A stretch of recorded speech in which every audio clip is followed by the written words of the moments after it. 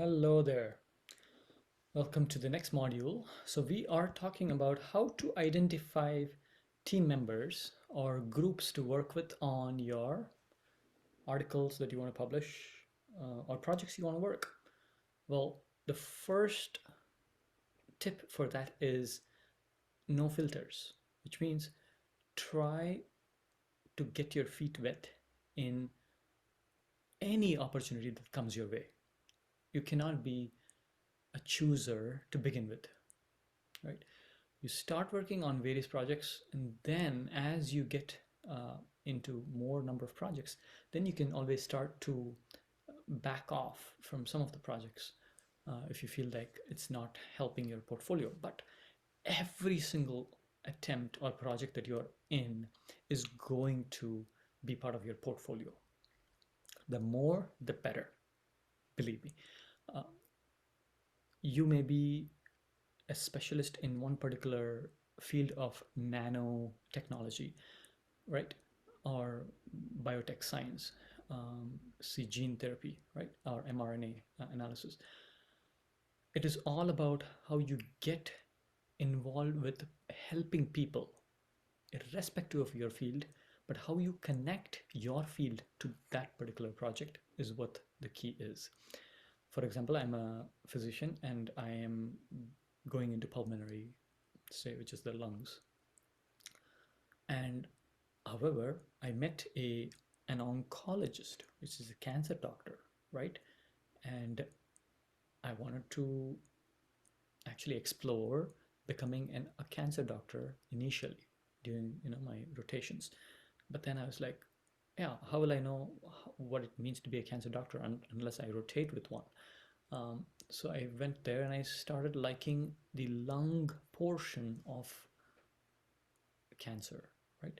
And so thereafter, I started liking more of lung diseases rather than lung cancer alone. For example, I saw colon cancer cases, I saw breast cancer cases, I saw melanoma cases, right? And then, so you see right here, I have a paper on melanoma. And like, as a third year resident, I published in melanoma a review article. Can you imagine that? And that's actually one of my papers that has the highest number of citations. Well, how did it happen? Well, this cancer doctor, he works on two kinds of cancers. One is lung cancer and melanoma.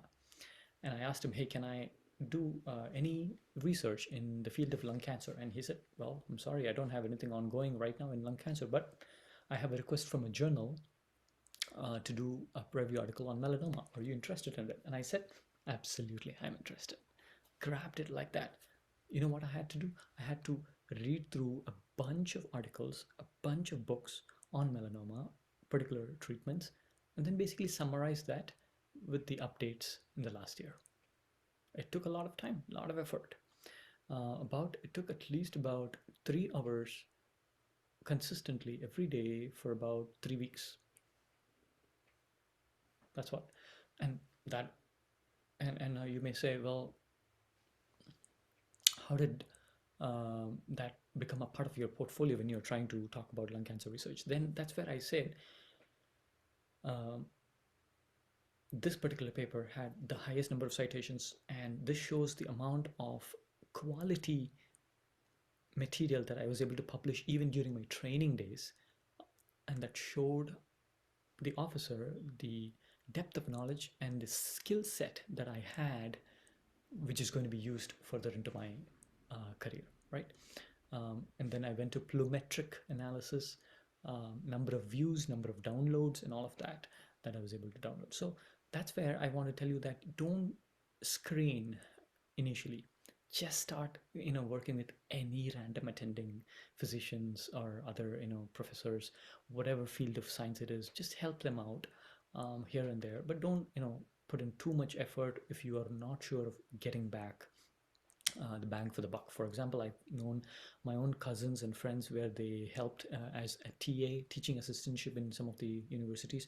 Finally, their name was not even included in that article publication. Never do that, right? So don't put all your eggs in one basket, right?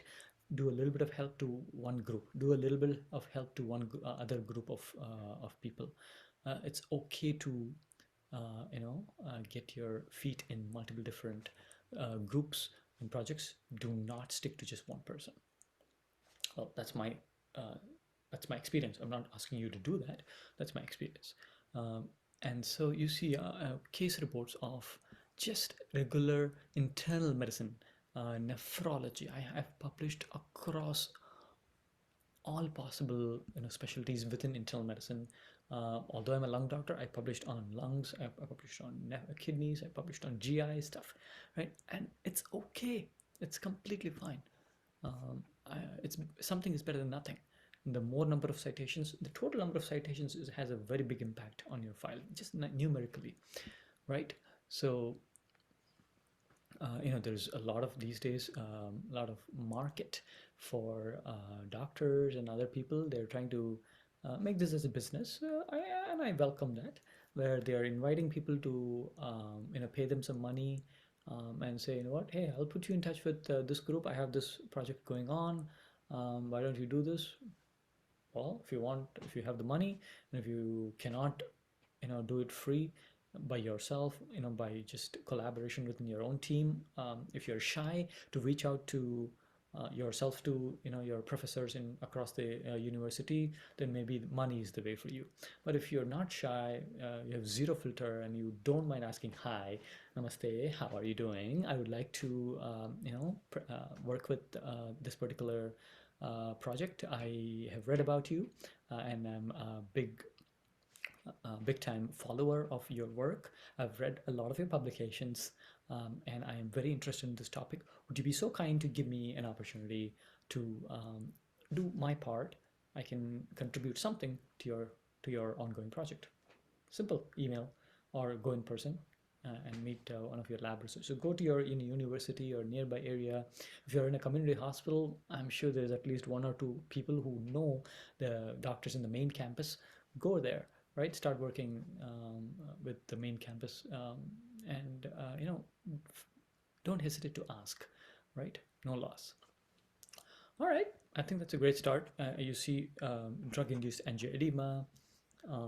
What else? A lot of abstract submissions. Those are the ways to go. Okay, so research articles, abstract posters, oral talks, and so on. If you have residents under you, publish case reports with them. It's a great, because you have somebody to work with you, right? If you are a young attending, say if you're a junior attending hospitalist, go and talk to your residents. Even if family medicine resident, no worries. Medical student, totally fine. Or interns, respiratory therapists, whatever it is, go and ask for them. And similarly, if you're in bioscience research, talk to postdocs. A great way. Okay. Thank you, guys.